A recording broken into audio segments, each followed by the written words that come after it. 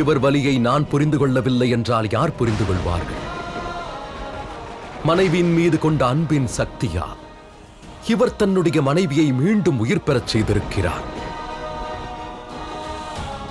இவரை தண்டிக்க கூடாது, இவருக்கு வரமளிக்க வேண்டும்.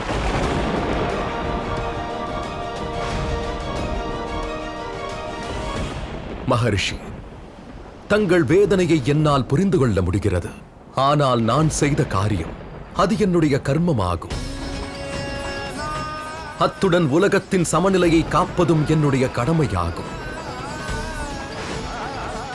அந்த சமநிலைக்காக நான் தங்களுக்கு வரமளிக்க விரும்புகிறேன். கூறுங்கள் மகரிஷி, தங்களுக்கு என்ன வேண்டும்? வரம் கொடுக்க கூடாது. இவரை தண்டியுங்கள் நாராயணரே. தர்மத்தை தன் மனைவியின் அவமானத்தோடு சேர்த்து அதர்மத்திற்கு துணை புரிந்துள்ளார். இவர் மனதில் அன்பு இல்லை, பழிவாங்கும் எண்ணம் தான் உள்ளது. இவர் உங்களை எட்டி உதைத்துள்ளார். ஒரு மனைவிக்கு முன்னால் அவர் சுவாமியை அவமானப்படுத்தியுள்ளார். உறங்கிக் கொண்டு இருந்தவரை எட்டி உதைத்து பெரும் பாவத்தை செய்திருக்கிறார். நாராயணர் தங்களுக்கு வரம் அளிக்கட்டும். ஆனால் அவரது மனைவி, அதாவது நான் லக்ஷ்மி, உங்களுக்கு சாபம் அளிக்கிறேன். நீங்கள் செய்த தவறுக்கான தண்டனையை அனைத்து மகரிஷியாரும் அனுபவிப்பார்கள். இன்று இந்த நொடியில் இருந்து நீங்கள் உங்களோடு சேர்ந்து அனைத்து மகரிஷியார்களும் தரித்திரமாகி விடுவீர்கள்.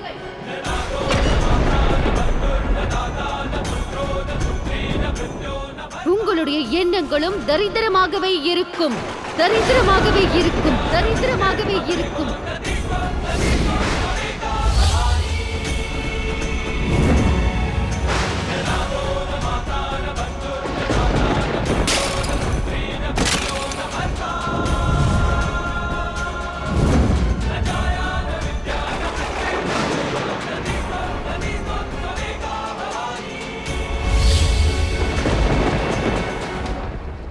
இது என் குரோதத்தின் சாபம் அல்ல, நீங்கள் செய்த கர்மாவின் பலன் இது. காரணம், எங்கு நாராயணர் அவமதிக்கப்படுகிறாரோ அங்கு ஸ்திரீ இருக்கவே மாட்டாள். இனி தங்களுக்கும் உங்கள் அனைத்து மகரிஷி சமூகத்தினருக்கும் என்னுடைய ஆசீர்வாதமும் கிடைக்காது, என்னுடைய துணையும் கிடைக்காது. தாங்கள் நாராயணரை அல்ல, லக்ஷ்மியை உதைத்திருக்கிறீர்கள். இப்போது செல்லுங்கள் மகரிஷி. தரித்திர வாழ்க்கையை வாழ தயாராகுங்கள். செல்லுங்கள்.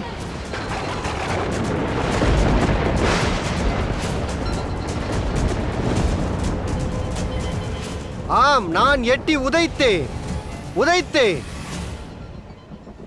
ஆனால் இவைகளை செய்தும் எனக்கு ஸ்ரீ கிடைப்பால் லக்ஷ்மி. நீங்கள் அளித்த சாபம் இருக்கிறதே, அது ஒருபோதும் பலிக்கப் போவதில்லை.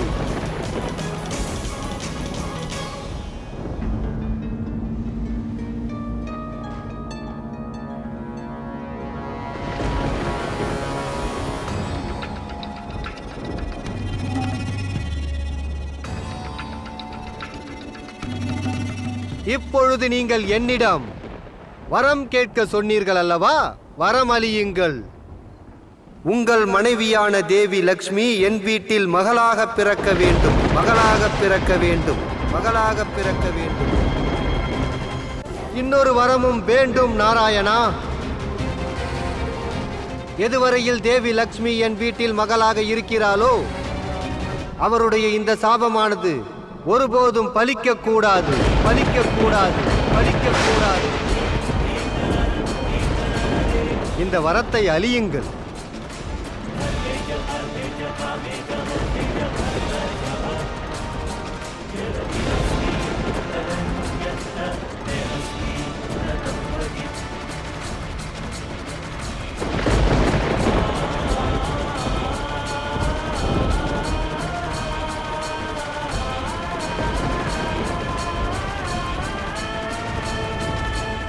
வேண்டாம் நாராயணரே, இந்த அநியாயத்தை ஏற்றுக்கொள்ளாதீர்கள். வேண்டாம் நாராயணா, தேவி லக்ஷ்மிக்கு அநியாயம் நேர்ந்துவிடக் கூடாது.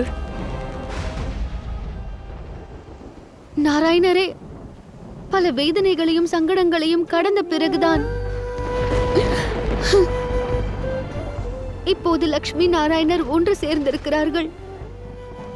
என்னை உங்களிடத்தில் இருந்து பிரித்து விடாதீர்கள். இந்த வரத்தை அளிக்க வேண்டாம் நாராயணரே. என்ன ஆயிற்று நாராயணா? எதற்கிந்த மௌனம்? வரம் அளியுங்களேன். உங்களது கடமையும் சமநிலையும் எங்கே சென்றது? கம்பீரமாக நின்று வாக்கு அளித்தீர்களே, அதே கம்பீரத்தோடு உங்களால் வரத்தை தர இயலவில்லையா?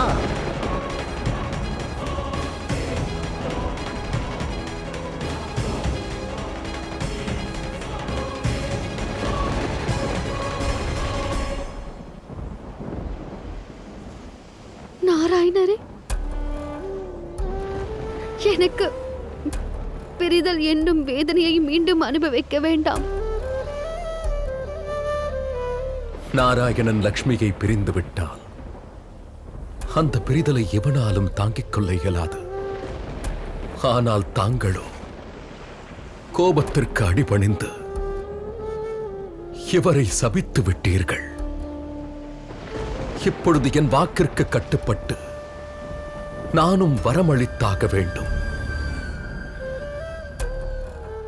ஆனால் நாராயணரே, தங்களுடைய இந்த வரம் எனக்கான பெரிய சாபமாக அமைந்துவிடும் நாராயணரே.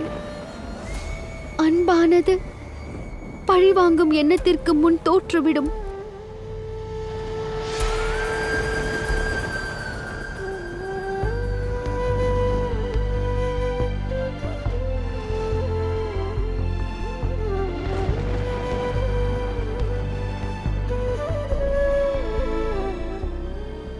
நானும் அறிவேன் தேவி. ஆனால் நானும் என்னுடைய வாக்கிற்கு கட்டுப்பட்டிருக்கிறேன். வேண்டாம் நாராயணரே. இந்த பூமியின் சமநிலைக்காக, ரிஷு பிரிகுக்கு நடந்த அநியாயத்திற்காக இதை செய்துதான் ஆக வேண்டும் தேவி. நான் வரமளித்தே ஆக வேண்டும்.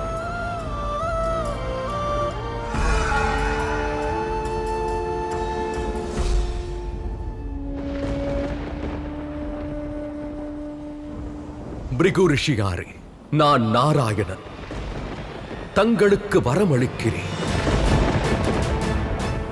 என்னுடைய மனைவியான தேவி லக்ஷ்மி தங்கள் வீட்டில் தங்களுடைய மகளாக பிறக்கப் போகிறார்.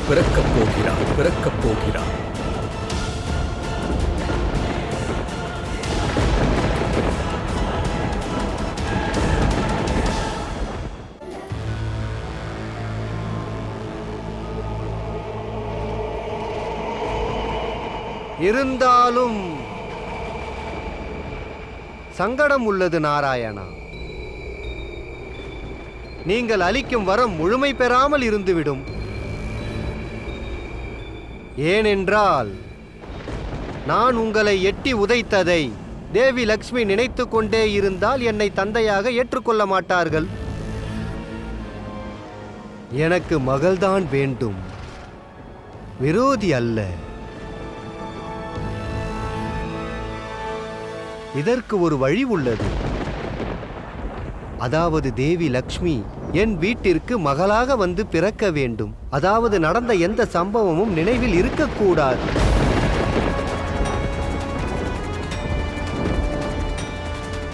நீங்கள் யார் என்பதை அவர் அறியவே கூடாது.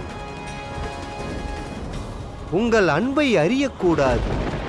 நீங்கள் பதி என்றும் அறியக்கூடாது. தான் தேவி லக்ஷ்மி என்று ஒருபோதும் அவர் அறியக்கூடாது. அப்பொழுதுதான் உங்கள் வரம் முழுமை பெறும்.